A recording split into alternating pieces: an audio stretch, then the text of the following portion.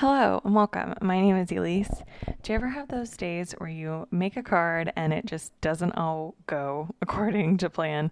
That was me when I filmed this video. So I'm going to show you how to make a spotlight card, but also maybe how you can fix some of your small mistakes while you're making your card. So look at the supplies today. I'm going to be using this Fly-By stamp set by Trinity Stamps and also this A2 Foundations stencil set. This is the circles. So it comes with a bunch of inside circles and outer layers. And you can see there's a little etch for you to line up your card front. It's really, really genius so that you get it centered every single time. So I'm just lining that up with some Bristol Smooth cardstock because I'm going to do some ink blending. And once I have that lined up towards the edges, I'm just going to use some purple tape to tape down the back of my cardstock to the stencil. So I'm going to start by ink blending that center circle. And for this card, obviously, I am trying to make that center circle look like the moon. So I'm using a little bit of Scattered Straw Distress Oxide inks and just hitting the outside, just to kind of make it look like there's a little bit of a hazy glow to the moon. Just a little bit of ink, not a lot. And I really like the way that this moon turned out, actually. Now I'm going to move on to ink blending the sky. So you can see that I've taped down the circle on the inside with a little bit of purple tape just doubled over. And now I'm going to ink blend the sky. So around the moon, I want there to be a little bit of a purple haze. So I have got some shaded lilac oxides, and this is Dusty Concord. I'm just going ahead and doing some ink blending.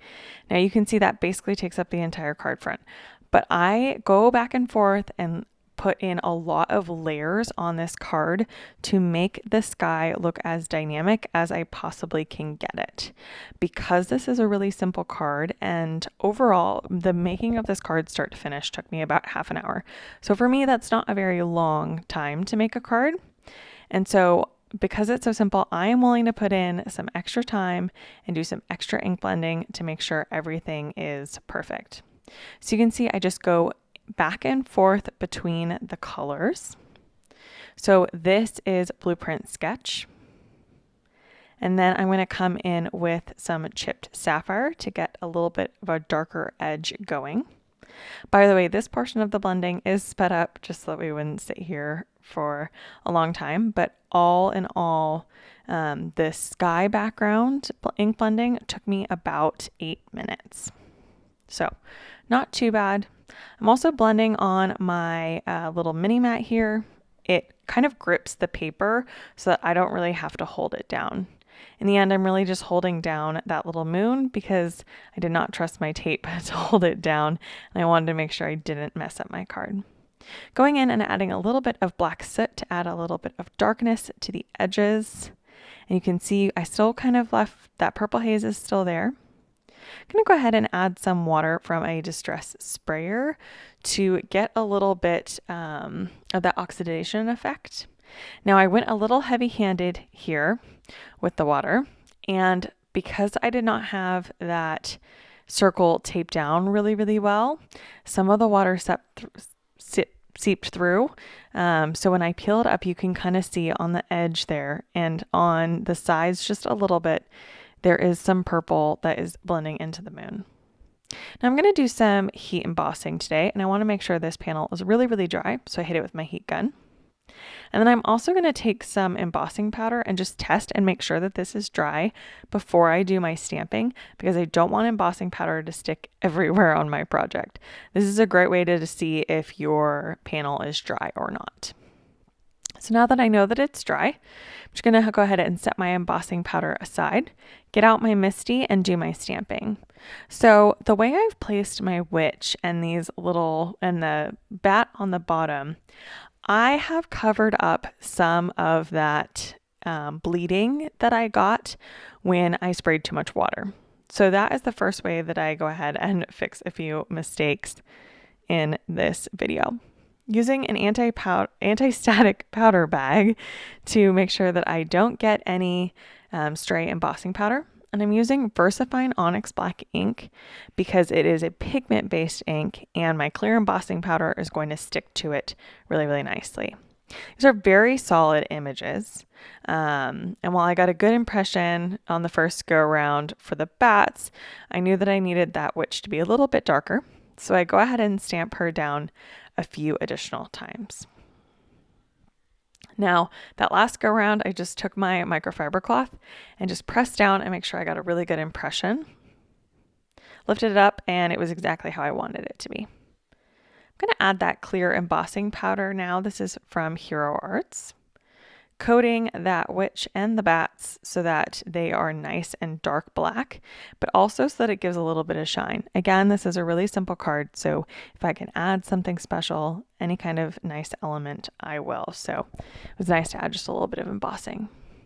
Now heating that up with my heat gun, and you can see that black really shine through. The embossing powder, the clear, melts really, really nicely, and I still get a nice crisp black image. Now you can see how shiny that is, and I can move on to stamping my sentiment. So I take some VersaMark because this time I want to do white embossing. So I stamp down that sentiment, which is really, really cute, just and simple there in the corner. And I take out my embossing powder, and I don't realize until I'm working on this that I got out the clear embossing powder again. Even though I had gotten out the white, I still pulled out the clear because it was on top because I had just used it. So I sprinkle on the embossing powder and then realize that it's not very dark. That's not very white. And of course, I've already taken my stamp out of my Misti, so I cannot stamp it in the same place again. Note to self for next time. Keep the stamp in the Misti for as long as possible. So here I am with the white. I meant to use the white. So what I am going to do is just simply brush away this clear embossing powder really quickly with a dry paintbrush. Come back while the VersaMark is still wet and add the white. So if you ever mix this up, you can just brush away the powder as long as you move quickly and the VersaMark ink is still wet. You can use the correct embossing powder you were after. So that was me fixing yet another mistake. I've got that heat set, and it's about now that I have realized that that top bat is upside down. Yeah, if you watched me stamp that, we're screaming at the screen. I know, you guys. But it was not egregious enough for me to start completely and totally over, because at this point, I'm done with my card. All I'm doing is putting some tape runner on to the back of that panel and adhering it to an A2 card front. So here is my card complete.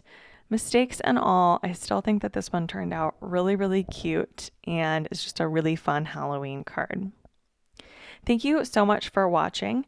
Be sure that you subscribe to see more inspiration, and watch the other videos on the screen if you want to see more.